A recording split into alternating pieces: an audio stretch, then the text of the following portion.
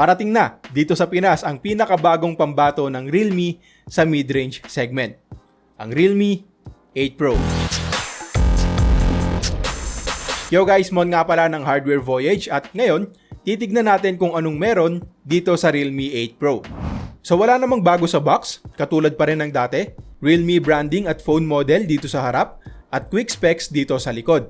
Unang-una dyan yung pinagmamalaki ng Realme na 108 megapixel quad camera setup. Mamaya ipapakita ko sa inyo yung mga sample photos and videos.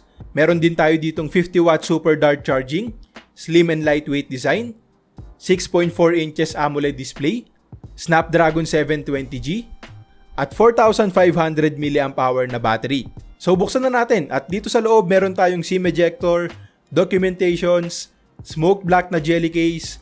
Ito na yung phone pero mamaya na yan. Dito muna tayo sa USB Type-C charging cable na may green accent at yung 65 watts na charger pero take note na 50 watt charging lang ang supported dito sa Realme 8 Pro. So eto na yung phone at meron tayong dalawang kulay na pwedeng pagpilian, Infinite Blue at Infinite Black. Obviously, Infinite Blue yung nasa atin ngayon na panalong panalo para sa akin dahil kakulay yan ng logo natin. Pero siguro naman katulad ko, ang una nyo ring napansin dito ay yung malaking dare to lip na tagline ng Realme. At sa totoo lang hindi pa ako makapag-decide kung okay lang sa akin to o hindi dahil sobrang laki. Pero at the same time parang bumagay din naman talaga sa design at may pagkamaangas tignan.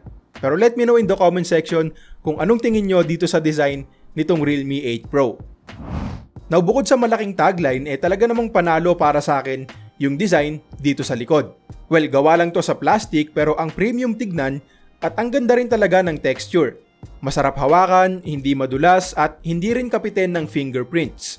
At nagustuhan ko rin yung itsura ng camera pero nagkakaroon ng mga alikabok yung space sa pagitan ng mga lens dahil nakaangat yung mga lens natin dito. Manipis at magaan lang itong Realme 8 Pro kaya naman komportabling gamitin. Magkasama sa kanan yung power button at volume rocker. Sa kaliwa makikita natin yung slots para sa dalawang SIM cards at isang micro SD card. Sa taas meron tayong noise cancelling mic.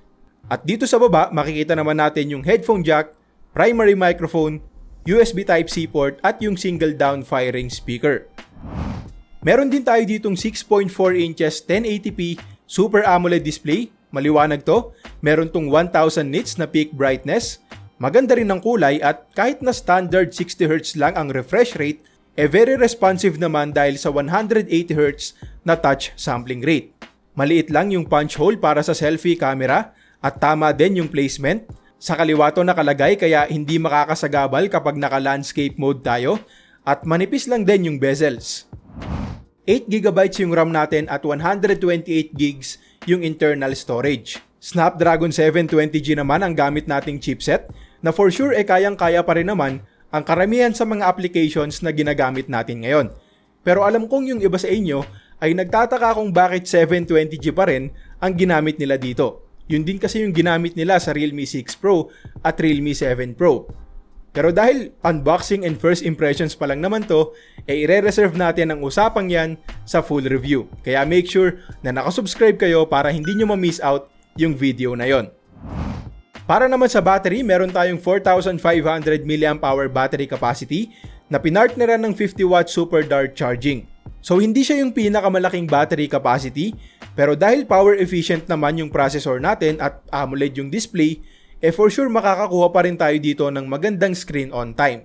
Now pag-usapan naman natin yung camera. Gamit natin dito yung 108 megapixel Samsung HM2 sensor na sinamahan ng 8 megapixel ultra-wide, 2 megapixel macro, 2 megapixel black and white lens, at 16 megapixels na selfie camera. At ito yung mga shots na nakuha natin dito.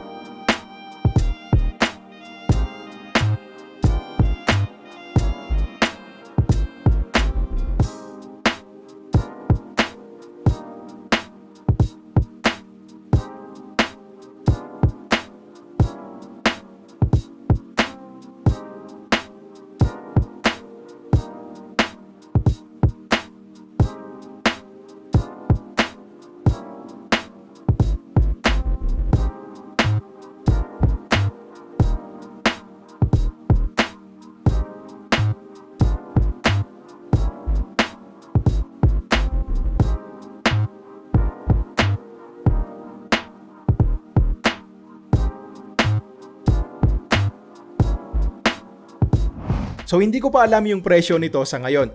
Usually sinasabi nila yan sa amin kapag malapit na talaga yung launch date para hindi mag-leak yung price. So again, iniimbitahan ko kayo na mag-subscribe at abangan nyo yung full review namin dito dahil doon pag-uusapan natin lahat, lalo na yung price. Dahil sa dami ng magagandang phones na lumalabas ngayon, magiging malaking factor talaga para sa atin ang presyo nitong Realme 8 Pro. So guys, yun lang muna para sa ngayon. Kung nagustuhan mo itong video, click mo naman yung like at subscribe. Follow mo na rin kami sa aming Facebook at Instagram accounts. Maraming salamat sa panonood at next time ulit. Peace!